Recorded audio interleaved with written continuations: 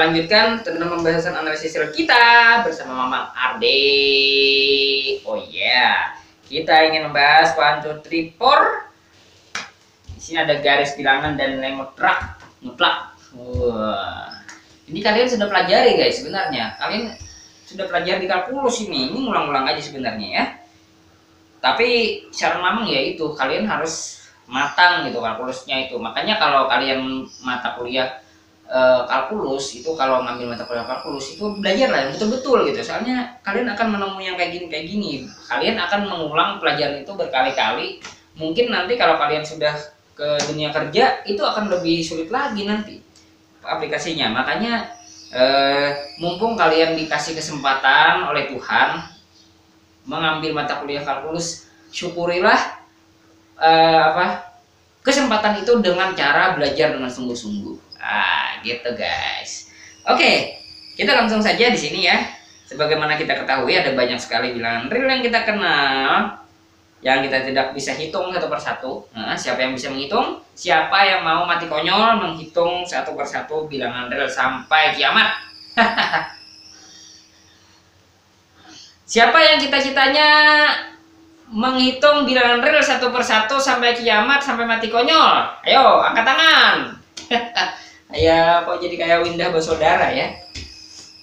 Meskipun demikian guys, setiap kita ambil dua bilangan real, kita selalu bisa membandingkan mana yang lebih besar, mana yang lebih kecil. Yang sudah kita pelajari kemarin ya. Yang sudah kita pelajari di video sebelumnya. Seandainya sekumpulan bilangan real itu dijejerkan guys, karena saking banyaknya itu maka akan terbentuk sebuah garis horizontal. Ya, kalian sudah pelajari itu di kalkulus Mamang. Ini ya, Mamang optimis itu. Nah, ini dia garis bilangan yang dimaksud. Semakin ke kiri semakin kecil ya, semakin ke kanan semakin besar. Nah, garis bilangan ini mengilhami kita untuk mendefinisikan konsep jarak suatu bilangan ya. Misalnya di sini ya, bilangan ini jaraknya ke sini berapa gitu ya. Nah, gitu. Ini kayaknya jauh nih. Tapi seberapa jauh gitu? Kita perlu sebuah ukuran yang akurat. Maka kita menamakannya sebagai nilai mutlak. Oke. Ya, jarak satu bilangan ke titik 0. Nah, misalnya gini ya, 0 ke 1 gitu ya. 1. Jarak ke 0 ini 1 satuan.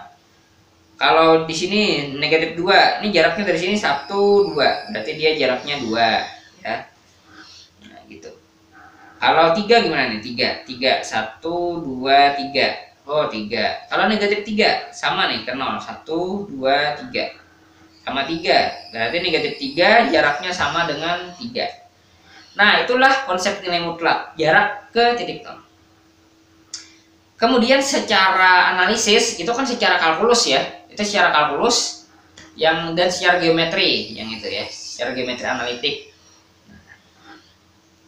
Kemudian bagaimana secara analisis real? Nah, maka kita ini nilai mutlak A itu didefinisikan sebagai ini. Sama dengan A jika A-nya lebih dari sama dengan 0, sama dengan negatif A jika A-nya itu kurang dari 0. Oke, kita contohkan di sini adalah mutlak dari negatif 5 itu sama dengan 5 karena 1, 2, 3, 4, 5. Nah, lompatnya 0 ya. Kemudian 1, 2, 3, 4, 5 ternyata sama ya. Negatif 5 dengan 5 itu sama jaraknya ke 0. Nah, gitu ya. Oke, itu sekilas mengulang kembali tentang nilai mutlak. Dari konsep jarak dari 0 dikembangkanlah menjadi jarak antar dua bilangan. Nah, kita bisa antar dua bilangan sekarang nih.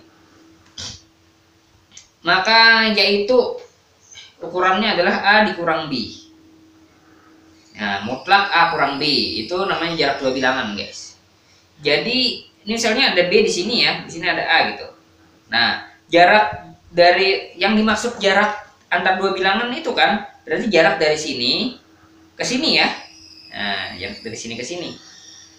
Berarti dari sejauh ini kan. Nah, padahal dari sini ke sini itu jaraknya adalah negatif B. Kemudian ditambah lagi jarak dari sini ke sini, ya kan? Yaitu adalah A. Makanya jarak ini ditambah jarak ini sama dengan A dikurang B. Nah, A dikurang B. Jika A, nah itu kalau yang terjadi adalah A lebih dari B, atau A di sebelah kanan dari B secara garis bilangan. Nah, kalau B-nya di sebelah, kalau A-nya di sebelah sini, B-nya sebelah sini, ya balik, jadinya B dikurang A. Jadi dari sana didefinisikanlah mutlak A dikurang B itu adalah A kurang B sama dengan kalau A-nya lebih dari B, dan B kurang A kalau A-nya kurang dari B.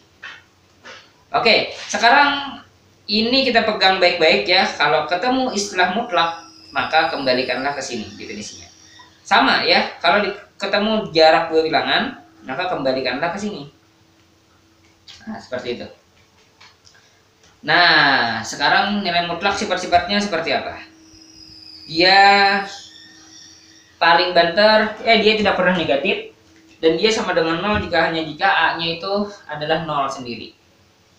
Kemudian negatif A, jarak negatif A itu sama dengan jarak A. Kemudian jarak dari A ke B, jarak dari A ke B itu sama dengan jarak A dikali jarak B.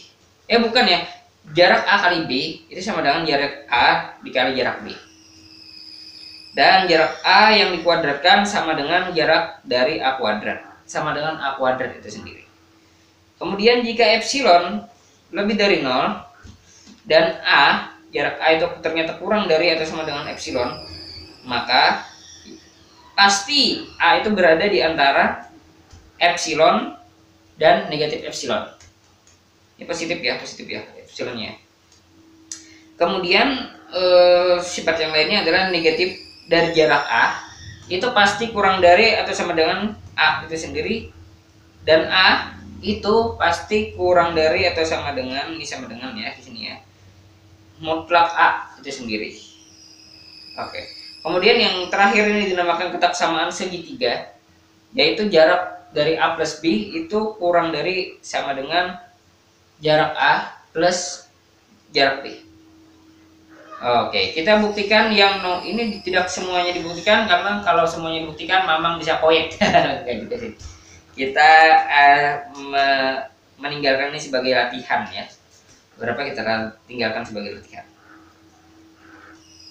Oke. A lebih dari epsilon berdasarkan poin D. Oh ya, di sini kita belajar satu kaidah lagi ya guys. Ini kalau kalian ini ada beberapa ya guys. Pokoknya wah ini Mamang tidak ini deh. Intinya adalah begini ya. Kalau kalian sudah membuktikan satu poin, dan itu poin, kalau dari teorema itu banyak poin, kemudian kita sudah buktikan, misalnya teorema A kita sudah buktikan. Nah, kalian boleh menggunakan fakta dari teorema A untuk membuktikan teorema poin B ya. Poin A bisa digunakan untuk membuktikan poin B asalkan poin A sudah terbukti, sudah kalian buktikan. Nah, itu kaidah selanjutnya ya yang dalam analisis real. Dan kalau banyak poinnya seperti ini, kalian bebas saja mau membuktikan ya. Kalian bebas saja mau membuktikan yang mana yang lebih dulu.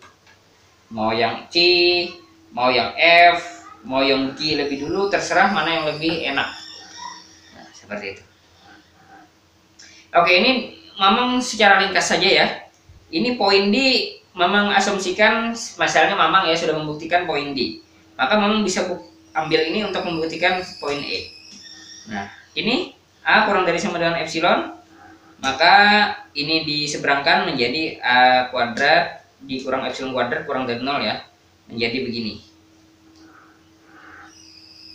Nah, seperti itu. Menjadi persamaan pertidaksamaan apa? Menjadi pertidaksamaan kuadrat ya akhirnya. Nah, akhirnya berdasarkan solusi dari pertidaksamaan kuadrat ini adalah ini. Itu berdasarkan teorema di aljabar Mamang ya, gitu ya. Kalian kalau bingung ini silahkan lihat kembali aljabar, video aljabar Mamang itu di pertidaksamaan kuadrat. Oke, mungkin itu saja dari Mamang ya. Thank you for watching.